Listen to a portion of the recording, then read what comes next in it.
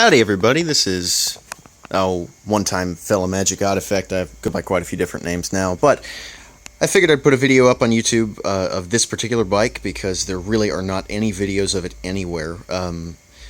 Figured I'd just do a real quick review and bike check on it. This is an all-city Space Horse disc. Not sure if it's the 2016 or 2017 model. I don't know what their model nomenclature is on that, but it was released in August, and it's the disc version essentially of the Space Horse. I have been told it has basically the same frame other than making it a little bit beefier for the discs. It has the same geometry. It has better componentry. As you can see, it's got a almost full 105 group set. The only thing that isn't 105 is the crank, and it was my understanding that All-City went with the RS500 crank instead of the 105 crank because it was black, and the 105 crank apparently came in a different color. I'm not quite so sure. Anyway, I rode it to work this morning, so it's going to have a little bit of dirt on it. But, yeah, this is bone stock at the moment, other than the pedals, which are mine. Don't really plan on putting any different kind of pedals on it because it's sort of a multi-purpose bike. Yeah, essentially, it is beautiful steel frame, 612 Select chromoly, as they say it. Which I'm not entirely sure what that is, but it's whatever they decided to pick. Finishing kit is from Salsa, I think. Yeah, the stem and the bars are Salsa. Salsa Cowbell 3s on the bars, which means they've got this fun flare in the drops. And yeah, it hasn't been fitted to me yet, which is why it's still got all the spacers and everything on there. And it's still got the original saddle as well, which is All-City Gonzo. Isn't particularly comfortable for me, even in shorts, so I'm going to be hopefully upgrading that to a Brooks Cambium C17 carved soon.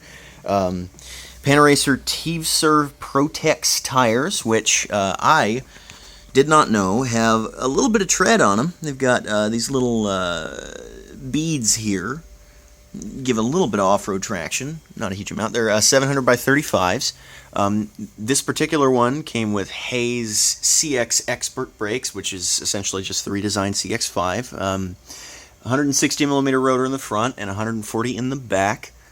Yeah, it's got eyelets for everything you can think of, really. Double eyelets at the rear for the rack and for the fender. Eyelets up there. Eyelets on the between the seat stay thing, whatever that little piece is called.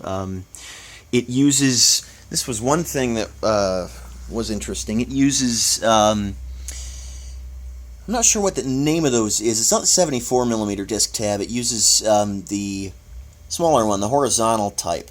And this particular bike I bought off of eBay for way less than the asking price for this bike because guy bought the wrong size and just wanted to get some of his money back for it. So I got an insane deal.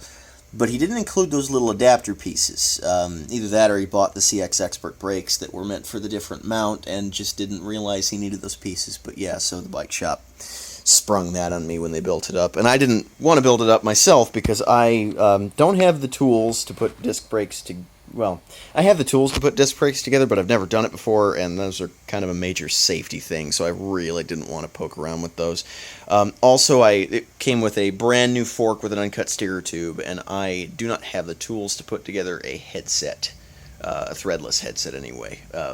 All my previous bikes have had threaded headsets, good old-fashioned ones. It's got two bottle cage mounts. I'll put my little plastic Manta cage there.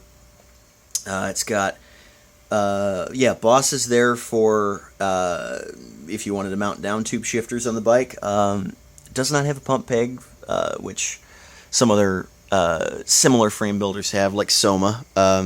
Very nice touch on the seat post collar there. It's got a very nice looking head badge.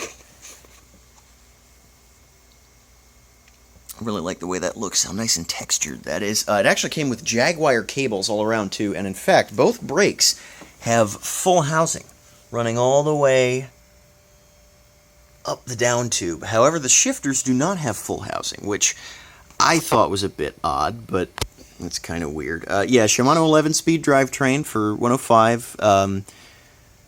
Don't know if I'm going to take the pie plate off the back there yet. It looks a little bit difficult to do without jamming your hands inside the wheel. Yeah, so far it rides beautifully. I still need to figure out how to dial in the pressure for myself because I weigh about 160 pounds, and from the bike shop I think they put a little bit too much pressure in the tires. But so far it rides amazingly, other than wanting to get a new saddle. Oh, and important detail which nobody seems to have mentioned anywhere online in anything.